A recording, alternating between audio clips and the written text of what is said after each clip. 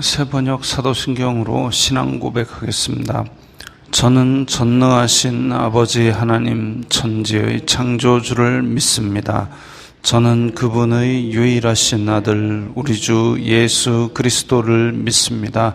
그분은 성령으로 잉태되어 동정녀 마리아에게서 나시고 본디오 빌라도에게 고난을 받아 십자가에 못 박혀 죽으시고 장사된 지 사흘 만에 죽은 자 가운데서 다시 살아나셨으며 하늘에 오르시어 전능하신 아버지 하나님 우편에 앉아 계시다가 거기로부터 살아있는 자와 죽은 자를 심판하러 오십니다. 저는 성령을 믿으며 거룩한 공교회와 성도의 교제와 죄를 용서받는 것과 몸의 부활과 영생을 믿습니다. 아멘. 거룩하신 아버지 하나님 감사합니다. 간밤에도 편히 쉬게 해주시고 새벽에 기도하는 자리에 불러주시니 감사합니다. 이 시간 저희들이 마음 중심으로 주님을 경외하게 하여 주시옵소서. 예수님 이름으로 기도드리옵나이다. 아멘. 찬송가 434장입니다. 찬송가 434장입니다.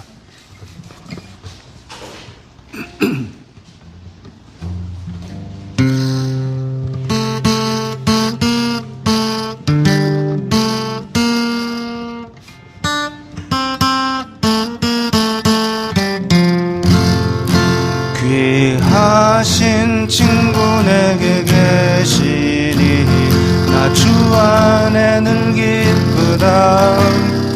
그 피가 내 죄 씻으셨으니 나 주 안에 늘 기쁘다. 나 주 안에 늘 기쁘다. 나 주 안에 늘 기쁘다. 주 나와 늘 동행하시니 나 주 안에 늘 기쁘다. 주 내 짐 대신 지시었으니 나 주 안에 늘 기쁘다. 그 생명 버려 나를 구하니 나 주 안에 늘 기쁘다. 나 주 안에 늘 기쁘다. 나 주 안에 늘 기쁘다. 주 나와 늘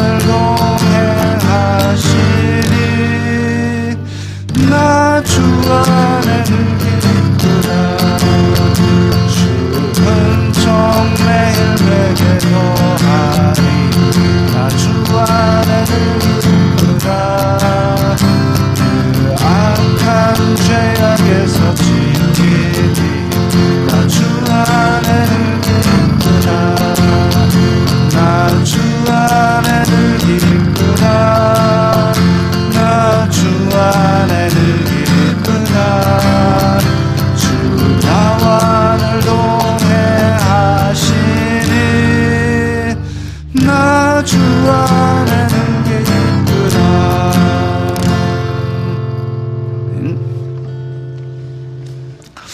오늘 말씀은 민수기 18장 1절부터 7절까지의 말씀입니다.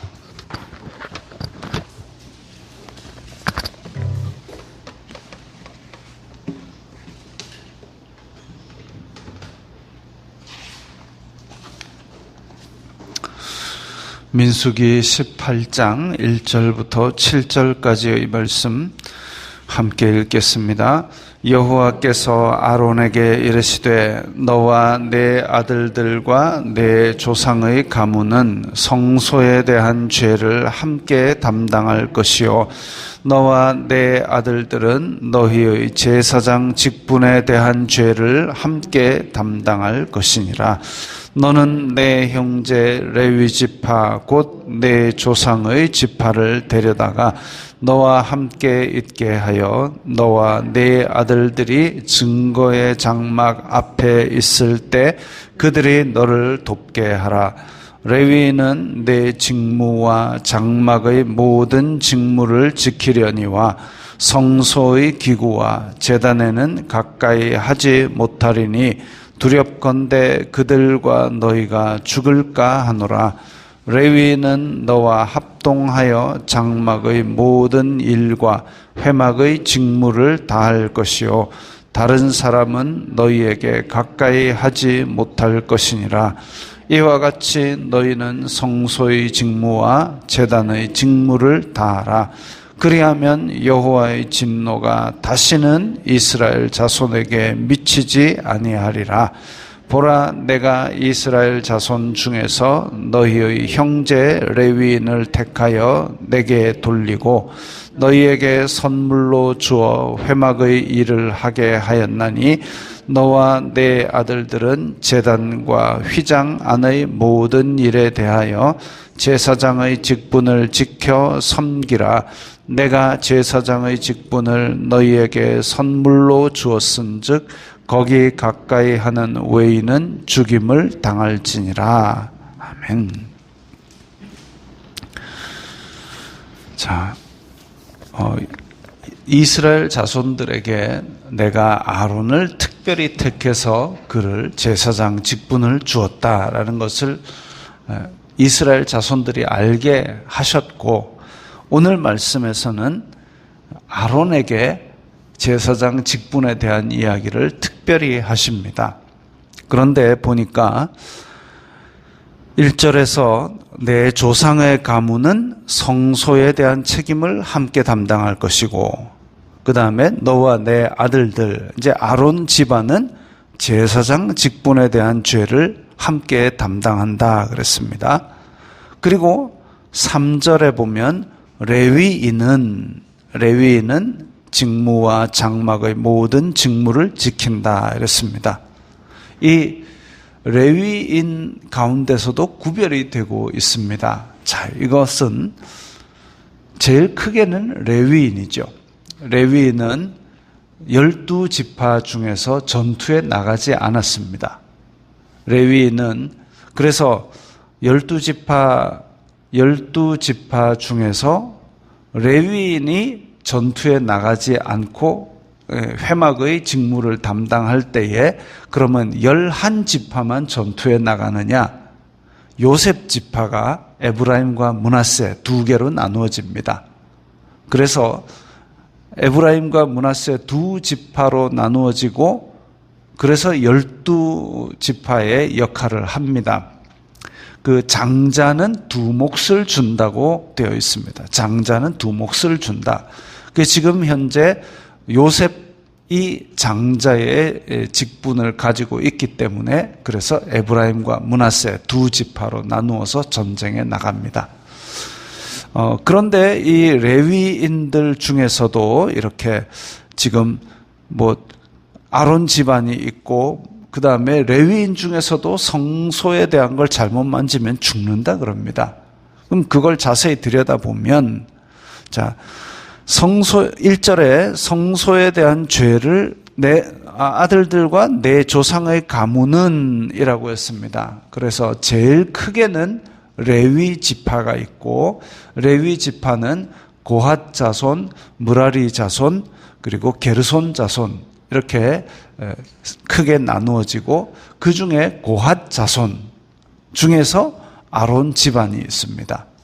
그러면 내 조상의 가문은 이랬으니까 지금 고핫 자손을 이야기합니다. 고핫 자손은 성소에 대한 죄를 담당한다. 즉 성소를 만지고 움직이고 할 때는 고핫 자손이 담당을 합니다. 출애굽기 25장, 26장, 27장 보면 이제 성소를 어떻게 만들고 성막을 어떻게 만들고 그리고 그것을 이제 출애굽기 39장 40장 보면 어떻게 설치하고 이동하는가에 대한 이야기가 나옵니다. 그래서 맨 처음에 그 은 받침대를 놓고 그 위에 널판을 세우고 그 다음에 성막을 덮고 안에 언약궤를 넣고 휘장으로 가리고 그 다음에 떡상과 등잔대를 놓고 그리고 향을 피우고 그 다음에 그 성막들을 만들고 이런 순서대로 정돈을 하고 또 텐트를 거둘 때도 맨 먼저 제사장이 들어가서 그 지성소 안에 있는 언약궤를 덮고 그래서 그걸 들고 나오고 그 다음에 휘장 들고 나오고 이렇게 순서가 다 있습니다. 그리고 그 성막을 만질 수 있는 사람도 제한되어 있습니다. 그래서 성막에 관련된 것은 고핫 자손이 책임을 지고 그 다음에 너와 내 아들들은 자 아론 집안입니다. 아론 집안에 아론과 그리고 네 아들들이 있는데 그 중에 두 아들은 처음 제사를 할 때에 다른 불을 들이다가 죽어버렸죠. 그래서 나답과 아비후가 죽고 엘르아살이 그 다음에 대제사장을 물려받게 됩니다. 어쨌든 자 그래서 너와 내 아들들은 제사장 직분, 그래서 아론 집안은 제사에 관련된 직분에 대해서 책임을 집니다. 그러면 아이고 아론 집안은 특권을 준 것이냐? 그래서 높으냐? 아닙니다. 원래는 하나님 앞에 이 부정한 인간이 들어오면은 죽을 수밖에 없지만 그 많은 백성들 중에서 그냥 특별히 레위 지파를 택하고 고핫 자손을 택하고 아론을 택해서 너희들은 나한테 내 앞에 와도 안 죽을 테니까 제사의 직분을 행해라 이렇게 한 거죠. 아론이 특별해서 아닙니다. 지팡이가 꼽는다고 싹이 나고 움이 트겠습니까? 그게 아니고 그럴 자격이 없지만 하나님께서 그냥 택하셔서 너희들은 내가 안 죽게 해줄 테니까 성막의 것을 만지고 책임을 져라 이거지요. 그런 상태입니다. 그래서 아론 집안이 제사장 직분을 담당을 하고 3절에 보면 레위인은 직무와 장막의 모든 직무를 지키려니와 성소의 기구와 제단에는 가까이 가지 말라. 레위인들은 이제 장막들과 그리고 뭐 기타 등등 그것을 이제 12반열을 만들어 가지고 그렇게 그 직무를 담당하는데 자 앞에서 아론 집안은 고핫 자손이 성막의 그 부분을 책임지고 담당을 합니다. 그런데 이렇게 고핫 자손이 담당을 할 때에 하나님께서 고핫 자손은 끊어지지 않게 하라라고 얘기하셨습니다. 왜냐하면 고핫 자손만 택해가지고 성소의 직무를 담당하게 했는데 걔네들이 인구가 줄어가지고 그걸 담당할 일이 없으면 안 되기 때문에 끊어지지 않게 하라라고 하셨습니다. 왜 이 말이 중요한가 하면 고라가 고핫 자손입니다. 고라가 반란을 일으켰다고 그냥 확 이렇게 멸해버리면은 그 씨를 멸해버리면 고핫 자손이 담당하는 성소 이것을 담당할 사람이 없는 거죠. 그래서 그 이후에 자손들이 계속 이어질 수 있도록 하나님께서 복을 주셨습니다. 그 다음에 게르손 자손, 무라리 자손. 게르손 자손은 성막들과 그 막들을 또 운반할 수 있었고, 무라리 자손은 널판과 그리고 말뚝, 기둥 이런 것들을 다 운반하도록 그렇게 담당이 되어 있었습니다. 민수기 4장에 보면 그 담당하는 내용들이 각자 나옵니다. 그런데 이렇게 레위 지파의 고핫, 게르손, 무라리 자손들이 각자 성막의 일을 담당하였으면 이 사람들은 나중에 약속의 땅에 들어가서는 성막 나중에 움직이지 않을 텐데 어떻게 하나? 나중에 솔로몬이 성전을 짓고 나면 이 레위인들 중에서 맡은 일이 없으면 어떻게 하나? 성막 기둥과 판때기 움직이는 사람들은 이제 직분이 없는 것인가? 그래서 이것은 이제 성경 앞 뒤를 찾아보게 되면 창세기 49장에 보면 야곱이 12 형제를 위해서 각자 축복하는 장면이 나오는데, 그런데 거기에서 의미심장한 얘기가 나옵니다. 뭐냐면 르우벤은 사실 첫 번째 태어난 아들이기는 하지만 르우벤은 그 아버지의 침상을 더럽혔습니다. 그래서 장자의 권한이 없는 것이죠. 그걸 야곱은 평생의 이야기를 안 하다가 마지막 날 축복할 때에 그걸 언급을 합니다.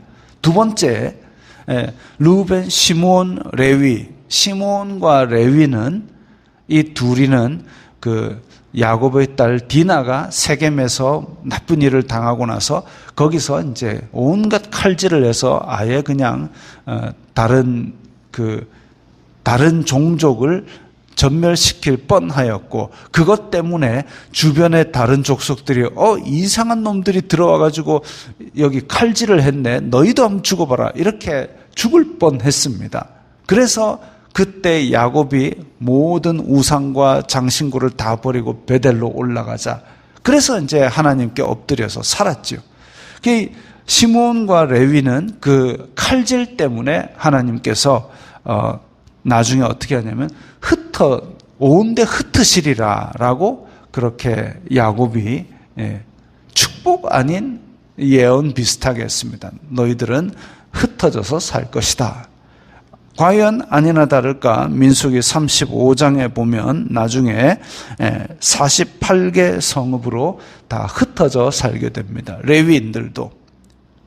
그럼 성막을 이동하고 이런 직분이 없어지고 대신에 레위인들은 그렇게 48개 성읍으로 흩어져서 그 다음에 레위기에 나오는 하나님께 예배하는 것, 그리고 절기를 지키는 것, 이런 것들을 백성들에게 가르치는 역할을 담당하게 되죠. 성막을 옮기는 직분 대신에 이제 야곱의 예언대로 다 뿔뿔이 흩어져서 새로운 직분을 가지고 살게 됩니다. 자, 그래서 이렇게 레위인들은 이런 직분을 맡아서 하나님께 예배하는 것, 그것에 대한 책임을 이제 흩어져서까지 다 지게 됩니다. 5절에 보면 이와 같이 너희는 성소의 직무와 제단의 직무를 다하라. 그리하면 진노가 미치지 아니하리라.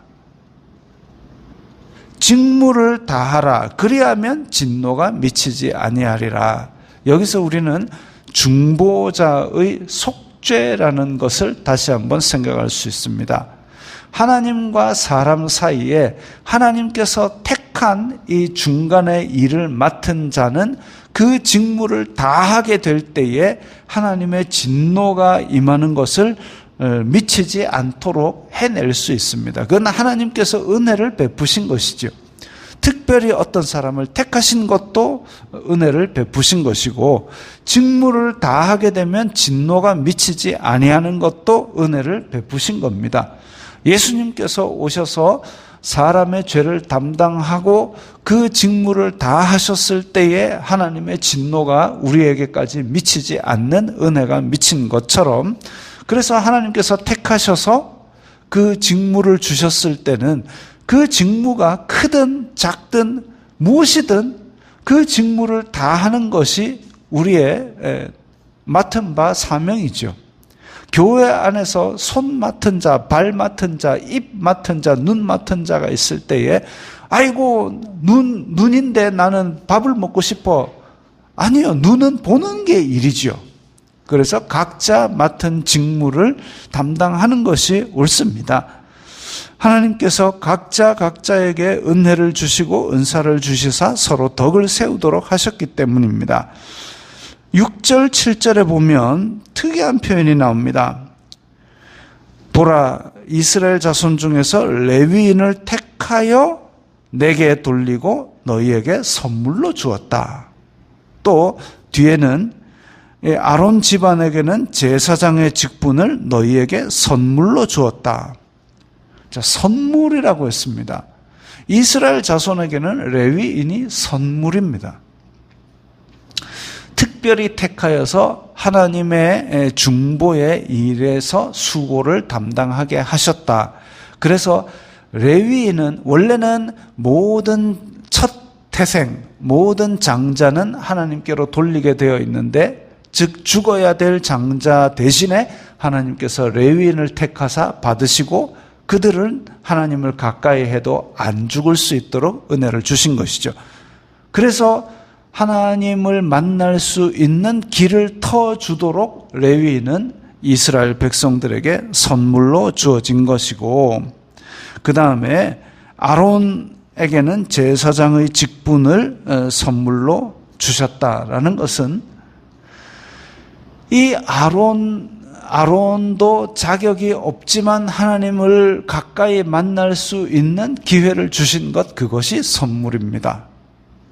우리에게도 마찬가지로 예수 그리스도의 십자가의 은혜를 선물로 주신 것, 하나님께서 우리를 택하사 우리와 가까이 하시도록 하나님과의 관계를 열어주신 것, 그 은혜로 말미암아 믿음으로 말미암아 구원을 얻게 하셨으니 이것이 우리에게서 난 것이 아니요 하나님의 선물이라.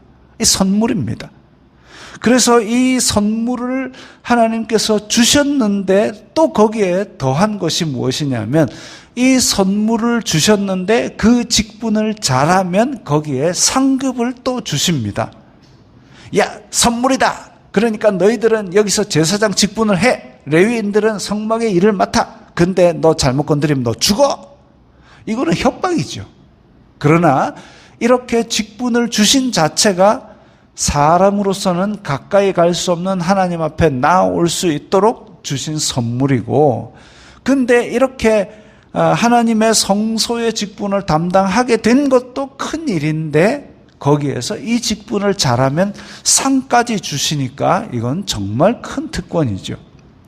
이게 지금 우리의 삶입니다. 우리를 택하사 하나님 나라 만드시고 제사장 만드셨는데, 이 제사장 백성으로 삼으신 우리가 이 신분 자체가 선물이고 은혜이고 복인데, 이것을 잘하게 되었을 때 하늘의 상급이 크다 했습니다. 이것 또한 우리에게 큰 복이죠. 우리를 택하신 것 큰 은혜, 그리고 이 땅에서 우리가 하나님의 직분을 잘 감당하고 십자가를 지고 끝까지 충성했을 때에 우리에게 큰 상급을 주시는 것, 이것 또한 약속되어 있음을 믿습니다. 그래서 우리가 맡은 직분이 크든 적든 우리가 맡은 직분을 이 세상 끝날까지 충성을 다할 때에 하나님께서 은혜 위에 은혜를 더하시사 우리에게 큰 상급까지 주실 줄 믿습니다. 오늘도 빛과 소금의 복음된 삶을 사시기 바랍니다. 기도하겠습니다. 거룩하신 아버지 하나님, 감사합니다. 저희들에게 큰 은혜를 주시고 또한 상급까지 약속하여 주심을 감사합니다. 그 상급을 바라고 또 그 직분에 오늘도 끝까지 충성할 수 있도록 도와주시옵소서. 예수님 이름으로 기도드리옵나이다. 아멘.